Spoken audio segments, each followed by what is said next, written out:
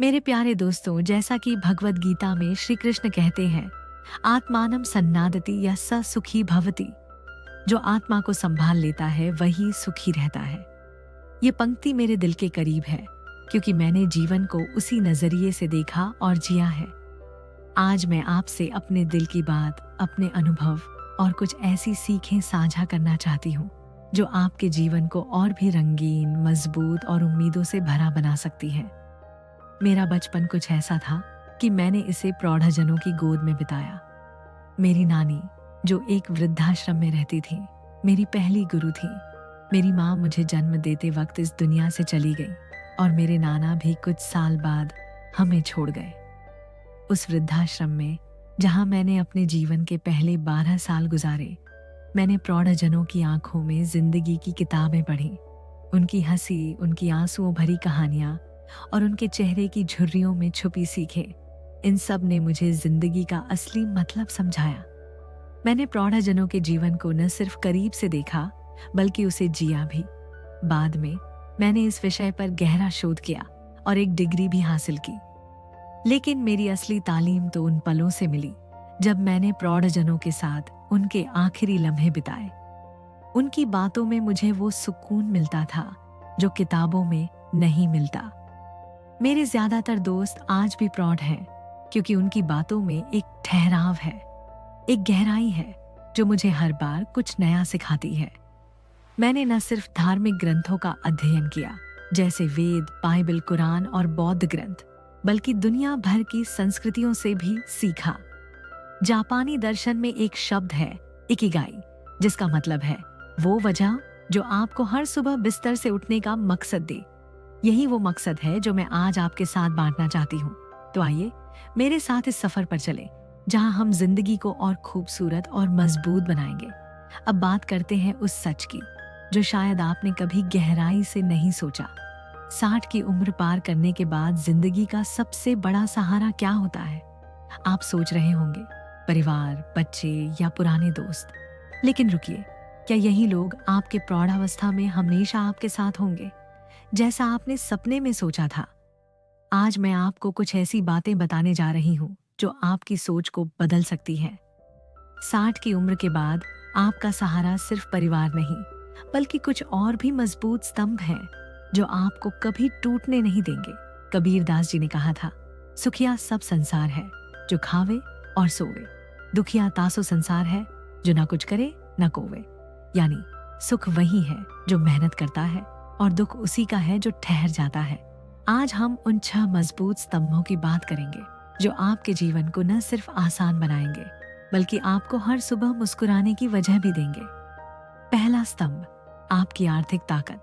सबसे पहले बात करते हैं उस सहारे की जो सुनने में शायद सख्त लगे, लेकिन सच यही है, पैसा।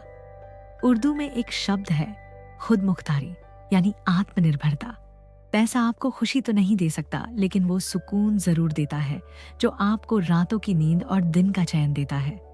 60 की उम्र के बाद जब बच्चे अपनी जिम्मेदारियों में उलझे होते हैं, तब सिर्फ उनकी मदद की उम्मीद करना जोखिम भरा हो सकता है। मैं आपको रामलाल जी की कहानी सुनाती हूँ। रामलाल जी, उम्र 70 साल, अपनी जिंदगी भर बच्चों के लिए जिए। उनकी पढ़ाई, शादी, घर, सबके लिए पैसे खर्च किए। लेकिन जब उन्हें अचानक अस्पताल में भर्ती होना पड़ा, तो सारी जमा पूंजी खत्म हो गई। बच्चों ने कोशिश की, लेकिन उनकी अपनी ईएमआई, बच्चों की फीस और रोज की भागदौड़ ने उन्हें बेबस कर दिया। रामलाल जी ने तब समझा कि अपनी आर्थिक ताकत ही सबसे बड़ा सहारा है। तो आप क्या करें? आज ही खुद से सवाल पूछिए, अगर कल कोई बड़ा खर्च आ जाए, तो क्या आपके पास पर्याप्त बचत है? क्या आपके पास पेंशन या कोई नियमित आय है? अगर नहीं, तो आज से छोटी छोटी बचत शुरू करें, बेकार के खर्चों को कम करें और अगर हो सके तो छोटे छोटे निवेश करें। ये अमीरी की बात नहीं, बल्कि समझदारी की बात है। जैसा कि बाइबल में कहा गया है, A wise man saves for the future, but a foolish man spends whatever he gets. अपनी आर्थिक ताकत को मजबूत करें, क्योंकि ये वो नींव है जिस पर बाकी सारे सहारे टिके होते हैं। दूसरा स्तंभ, आपकी सेहत। दूसरा सबसे बड़ा सहारा है आपकी सेहत। उर्दू में एक कहावत है, सेहत ए तन से ही सेहत ए दिल, शरीर की सेहत से ही दिल की सेहत बनती है। 60 की उम्र के बाद आपकी सेहत या तो आपकी सबसे बड़ी दोस्त बन सकती है या सबसे बड़ी चुनौती। पैसा हो, परिवार हो, लेकिन अगर शरीर साथ नहीं देता तो सब अधूरा रह जाता है। ये जिम्मेदारी सिर्फ आपकी है। ना आपके बच्चे आपके लिए सुबह की सैर कर सकते हैं, ना आपके लिए हरी सब्जियां खा सकते हैं। अक्सर लोग सोचते हैं कि प्रौढ़ावस्था में अगर सेहत बिगड़ी तो परिवार संभाल लेगा, लेकिन सच ये है कि बच्चों का वक्त और ताकत भी सीमित होती है। मैं आपको शांति देवी की कहानी सुनाती हूँ। शांति देवी 65 साल की, रिटायरमेंट के बाद सोचती थी कि अब तो बस आराम ही आराम है, लेकिन धीरे धीरे उनका शरीर कमजोर होने लगा। घुटनों में दर्द, थकान और छोटी छोटी बातों पर चिड़चिड़ापन। बच्चे बिजी तो रोज रोज कौन आएगा मदद करने। शांति देवी ने तब ठाना कि अब सेहत को पहली प्राथमिकता दूंगी। सुबह की सैर, हल्का योग और ताजा खाना, इन छोटी आदतों ने उनकी जिंदगी बदल दी।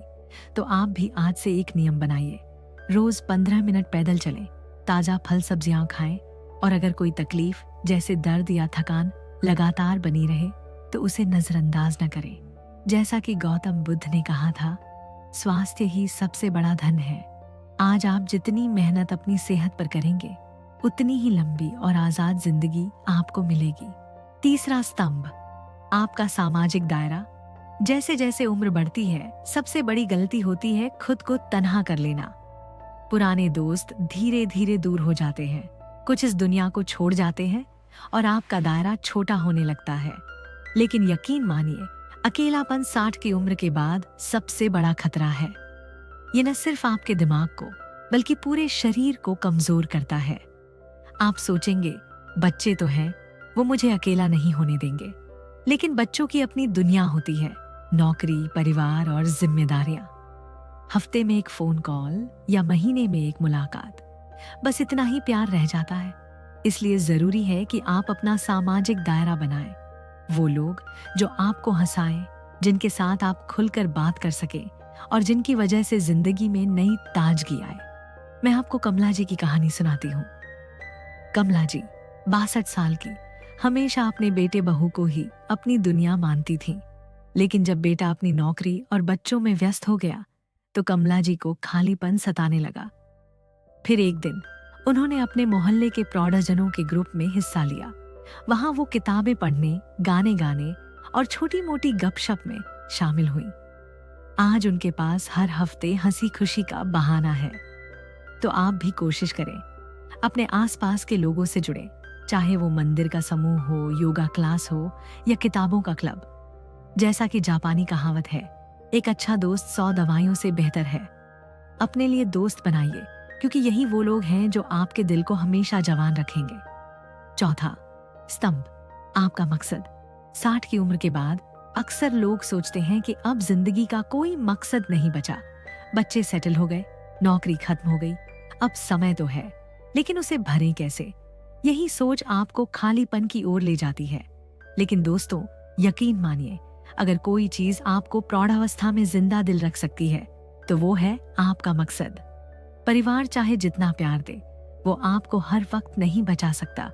मकसद वो है जो आपको हर सुबह बिस्तर से उठने की वजह देता है। ये कोई बड़ा काम नहीं होना चाहिए। बागवानी, बच्चों को पढ़ाना, पेंटिंग या बस अपने लिए छोटे छोटे लक्ष्य बनाना, कुछ भी हो सकता है। मैं आपको हरि प्रसाद जी की कहानी सुनाती हूँ। हरि जी 68 साल के, रिटायरमेंट के बाद खाली बैठे रहते थे। टीवी, खाना और सोना, बस यही उनकी जिंदगी थी। लेकिन धीरे धीरे उन्हें बेकारपन सताने लगा। फिर एक दिन उन्होंने अपने मोहल्ले के बच्चों को गणित पढ़ाना शुरू किया।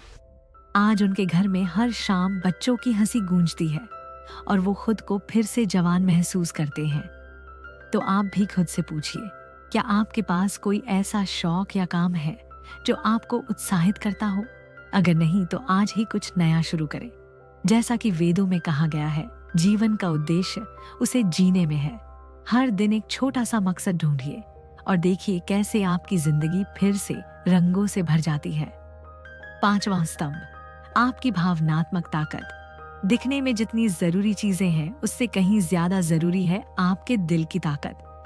60 की उम्र के बाद जिंदगी में उतार चढ़ाव आते हैं, दोस्त चले जाते हैं, परिवार की जिम्मेदारियां कम हो जाती हैं और शरीर थोड़ा कमजोर पड़ता है।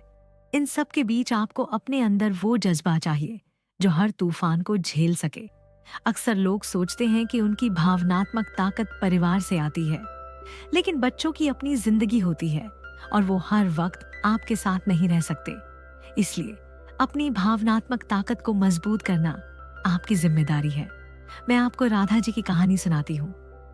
राधा जी 74 साल की अपने पति के जाने के बाद टूट गई थी। बच्चे कोशिश करते, लेकिन उनकी अपनी जिम्मेदारियां थी। राधा जी ने तब खुद को संभाला, रोज डायरी में अपने मन की बात लिखने लगी, छोटी छोटी चीजों के लिए शुक्रिया अदा करने लगी और एक ग्रुप थेरेपी में शामिल हुई। कुछ ही महीनों में उन्हें एहसास हुआ कि उनकी असली ताकत उनके अंदर ही थी। तो आप भी अपने मन को मजबूत करें।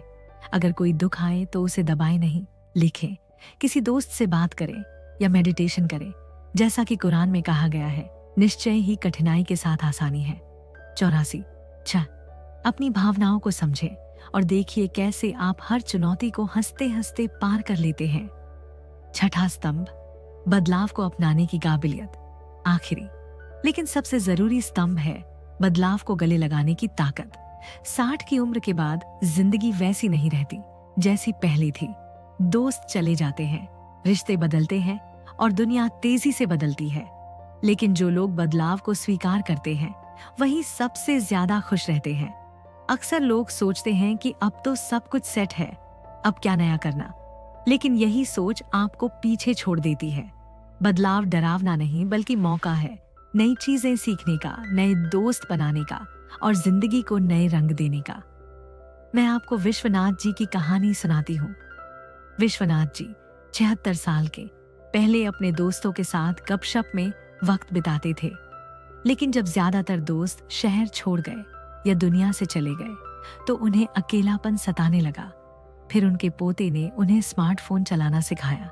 आज वो ऑनलाइन ग्रुप्स में इतिहास की चर्चा करते हैं, नए दोस्त बनाते हैं और हर दिन कुछ नया सीखते हैं। तो आप भी बदलाव से न डरें, नई टेक्नोलॉजी सीखें, नए शौक अपनाएं और अगर कोई रिश्ता कमजोर हो रहा है तो नया दोस्त बनाएं। जैसा कि चीनी दार्शनिक लाओ त्से ने कहा था, जो बदलाव के साथ बहता है वही जीवित रहता है।